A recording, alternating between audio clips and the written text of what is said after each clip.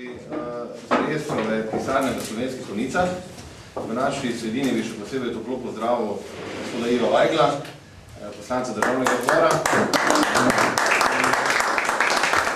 Francija Keka, prav tako poslanca Državnega zbora.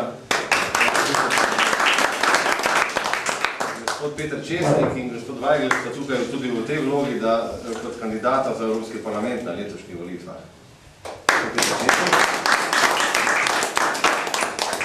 Zelo vesel sem, da lahko zdaj predam besedo predsedniku našega občinskega odbora Toniju Nonarju, da nas pospremi proti otvoritvi prostorov naše stranke Občine Slovenske Konjice. Toni, izvoli.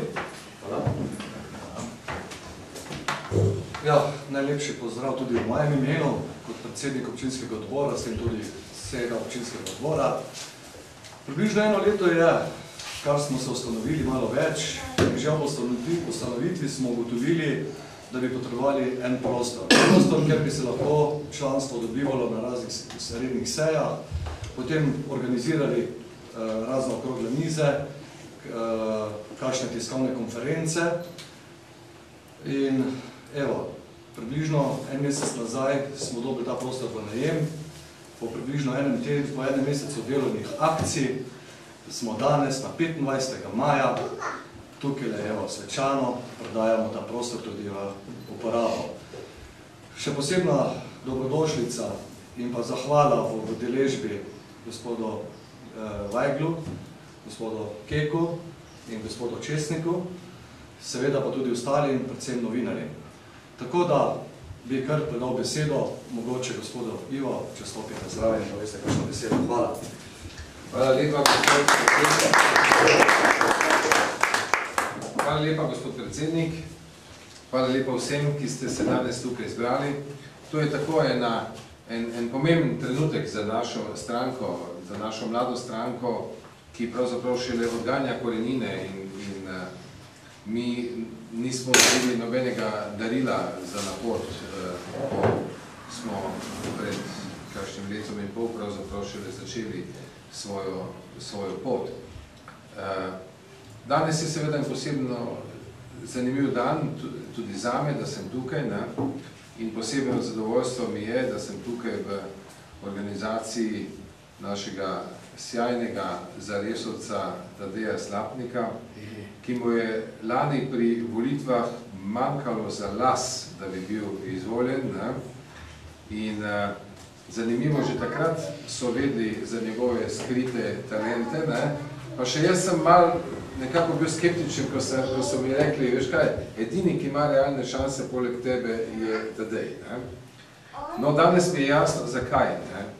Tadej je sjajen organizator in izjemno inteligenten političen analitik, ki ve, kako se približati ljudem, kaj jim povedati in kakšne obljube dati za to, da se lahko izpolni.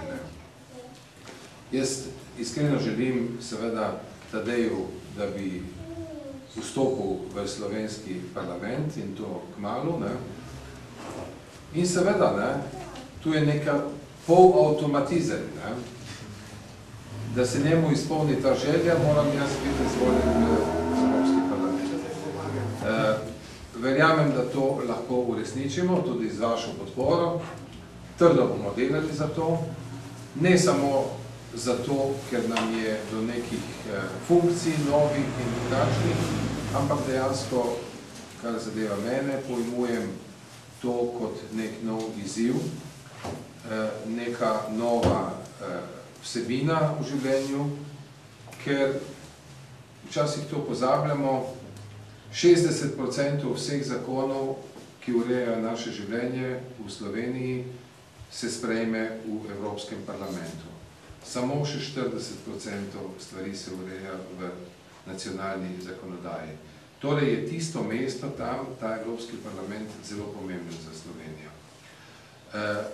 Nekako te predvolilne debate v Sloveniji kažejo na to, kot da bi bilo pomembno samo to, ali imamo zaradi poslancev v Evropskem parlamentu močnejšo pozicijo, ko se soočamo z našimi sosedi in željo, da uredimo vprašanje meje. To je pomembno vprašanje, ne? Gotovo pa ni edino vprašanje. Mislim, da so bolj pomembna tista vprašanja, kjer naši poslanci ne sami, ne teh 7, ampak v sodelovanju z drugimi, s tem, ko iščejo povezave, sinergijo s podobno mislečimi, lahko uveljavimo tudi neke ideje, ki so specifično naše, ki so se oblikovali po nas in ki so na nek način tudi značilnost našega naroda in našega kulturnega in političnega in gospodarskega podnebja. Tako da veseli me to srečanje in upam, da bomo ostali v stiku. Jaz sem bil zdaj v Mariboru in sem tam obljubil, da bom imel svojo poslansko pisarno evropskega poslanca v Mariboru. Ne v Ljubljani, nekje drugje, ampak v Mariboru. To razumem kot moj dolg, tudi mojemu rojstnemu mestu in pa dejstvo, da se me tam izdravi za poslanca. Zdi se mi, da ima ta regija, cela Štajerska regija, ima izredne razvojne možnosti. To je regija, kjer se sekajo najpomembnejše žile evropskega prometa. Do zdaj še ni bilo to dovolj izkoriščeno za razne projekte, od logističnih do turističnih in vseh drugih. Mislim, da bo Maribor opozoril nase in na svojo bogato vsebino, ki jo lahko da Evropi v letu, ko bo kulturna prestolnica v Evrope. Ta projekt me tudi zelo zanima. Jaz sem človek, ki je večno povezan z kulturo in bom z veseljem sodeloval pri nekem projektu, ki sva ga z mariborskim županom Kanglerjem imenovala Evropsko gledališče v Mariboru. Ampak tudi na vseh drugih področjih mislim, da lahko damo precej, jaz v Evropskem in tedaj v slovenskem parlamentu. Tako da potrebujemo vašo podporo, oba in dva, in računam na udeležbo ne samo vas, ampak vseh prijateljev, znancev in tako naprej, pa ne pozabiti, preferenčen glas je pomemben.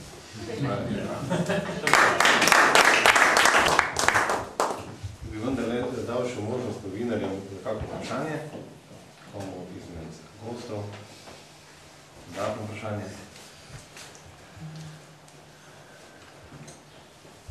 Če pa jih ni, to pomeni, da smo strašno dobro vse povedali, kaj je bilo. V tem primeru bi zaključil. Raden del novinarske konference pa bi vas povabil, da še mogoče ostanete z nami, pustite češnje in se osvežite z vodo. Hvala lepa za udeležbo.